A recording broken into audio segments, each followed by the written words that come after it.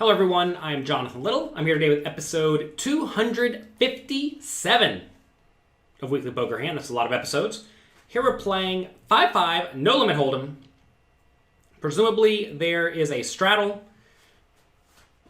We have a raise from Poker Mama to $55. We have a 3-bet from Day with Ace-King suited, which I think is perfectly fine. These players are quite deep. We're playing 5-5, but like I said, there's probably a straddle. And Poker Mama is roughly $1,900 deep, so I think it's fine to 3-bet Ace-King suited. You could also just call. I'm always a little bit cautious 3-betting under-the-gun players because it's somewhat likely that they just have a really good range. And if they don't, like say they raise Ace-Jack offsuit from early position, they're just going to fold. And I know Poker Mama is a good player, so she's going to play reasonably, right? So I definitely like the idea of calling some portion of the time, but Ace-King suited is great, so feel free to 3-bet. Around to Kieran, who has only $565 with Ace-King of Hearts, and I would definitely just go all in now. Some people think I'm going to call and try to flop well, but the problem with calling and trying to flop well is that if you miss the flop, what's going to end up happening a lot of the time is someone's going to bet and then you're going to fold out a hand that has a solid amount of equity, and you really don't want that. So I think this is probably just an all-in. A lot of people get very uncomfortable putting their whole stack in before the flop with only a drawing hand, Ace-King, but Ace-King's great. The idea of I have a drawing hand is kind of ridiculous because you always want to look at your equity against your opponent's ranges, right? You don't really look at, oh, I have pocket twos, it's a made hand, I'm happy. Because obviously pocket twos is in terrible shape against pocket eights. And, pocket eights are a made hand, but they're only flipping against Ace-King. Anyway, Kieran does decide to just call, and I think that was probably an easy all-in. On around to Harlan in the small blind with 7-5 of diamonds, who elects to call as well. If you've been watching the last few episodes of Weekly Poker Hand, you know Harlan's a wild card. He likes to play. He's in literally every episode. And also, he's not afraid to gamble. So Harlan probably knows this is not the most ideal call, but we'll see if it works out for him. Back around to Poker Mama. This is a rough spot because I think normally this is a pretty reasonable spot to just fold. And you may say, why would you ever fold Ace-Queen offsuit here? Well, remember, go back to the very beginning. You raised under the gun. Well, it's under the gun +1, but there was a straddle. You raised under the gun +1 and then got 3-bet by the player in second position. That alone is pretty rough. And then it went call, call, call, call. So now if you make top pair, first you could just be dominated by Ace-King or aces or queens. And also, a lot of people who cold called behind may have drawing type hands. I wouldn't think as weak as 7-5 suited, but certainly like Jack 10 suited, right? So I think this is actually a reasonable spot just to make a snug fold pre-flop. Whenever there is a ton of money in the pot, though, it's always tempting to call. But this is a hand that Poker Mama is going to have a really, really tough time getting to the showdown with. So she does decide to call, and I don't fault her for that. But I think folding is certainly viable. All right, so they see a flop 5 ways. It's a lot of ways. Flop comes, 4 ways. Flop comes King 7-4. So Ace-King makes top pair. Ace-Queen makes nothing. And 7-5 suited makes middle pair with a backdoor flush draw and a backdoor straight draw.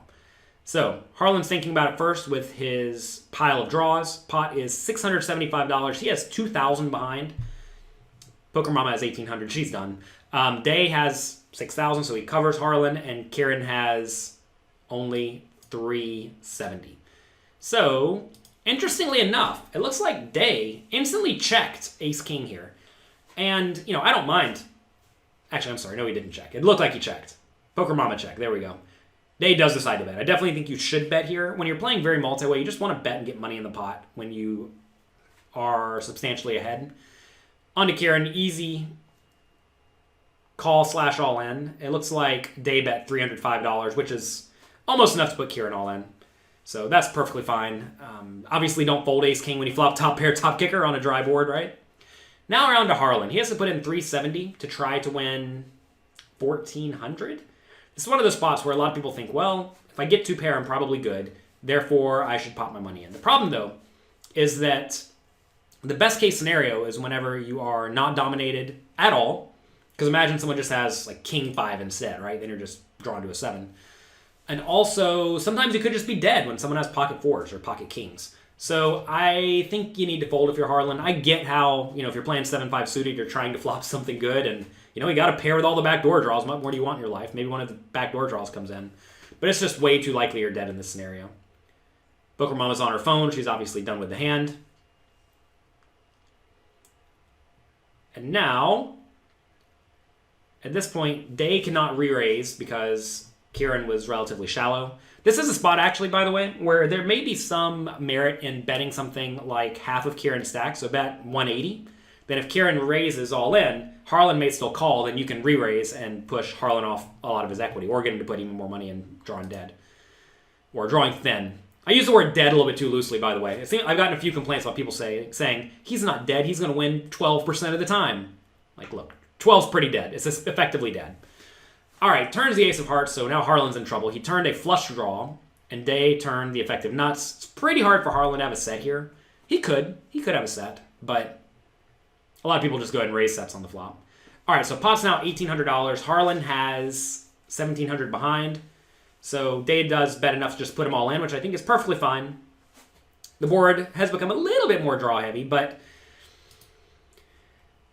I'm trying to think if you need to worry about exactly backdoor draws. Clearly you don't, right? So in this scenario, I think I would have preferred a smaller bet from Day, like $600, to try to get Harlan to put his money in with King Queen or 8-5, right? Hands that are just drawing pretty thin. Jamming can't be that bad, though. I mean, listen, I don't think jamming's bad, but I do know that Harlan likes to play all sorts of junk. Like, imagine Harlan has 7-5 of clubs. You don't really care if he sticks around, right? Because he's drawn to 2 outs. And I think that's going to be the likely scenario here. He's going to have 1 pair, no draw. Because if he has 7-5 of diamonds, obviously he could have 7-5 of clubs, 7-5 of hearts, right? So he doesn't have to have exactly the backdoor diamond draw. Obviously, if you knew his hand, you would just jam it all in. But we don't know his hand. So I'm fine with the shove, but I think a smaller bet's going to get you more equity in the long run, just because Harlan's going to be drawing really, really dead. Maybe 600 is a little bit too small. Maybe you want to go something like 1,000. Anyway, over to Harlan. What do you do now? You sure didn't call to fold whenever you get there with a diamond draw, right? So pot's actually not accurate. Harlan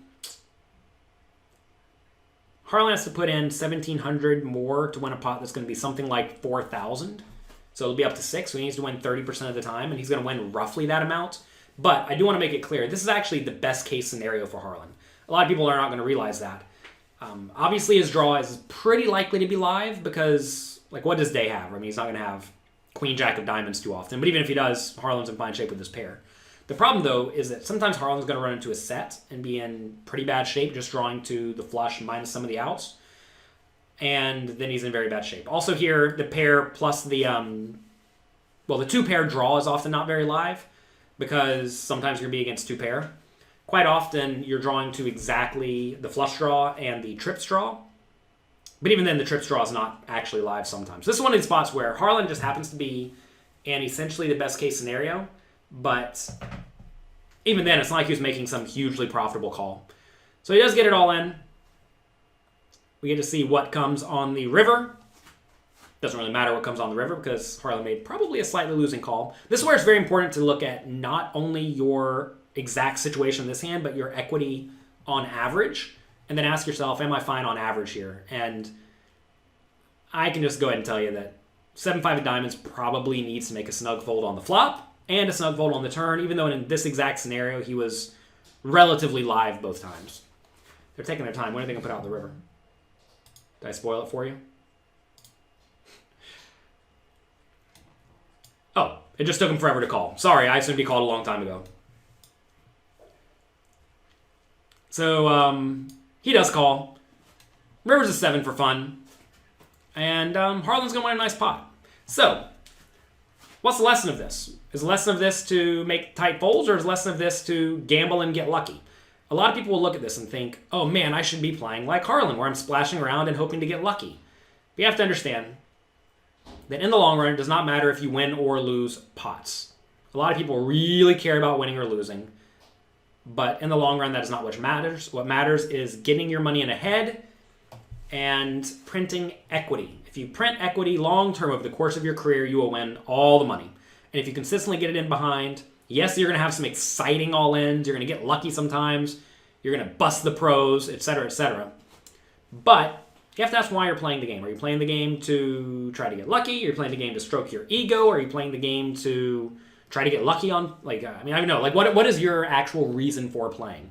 And I know my reason for playing is to try to win money. And you win money by getting it in a head. If you don't get it in a head on a regular basis, well, you're going to do the opposite of win money. So that's it for today. I hope you enjoyed this episode of Weekly Poker Hand. If you did, click like, click subscribe, share it with your friends. I know we've been showing some pretty splashy pots over the last few episodes of Weekly Poker Hand. We're probably going to chill out on that going forward. We're going to go back to more regular poker hands. We've had some people say this is not real poker. I mean, to be fair, this is real poker. It is. I mean, they're playing $4,000 pots here.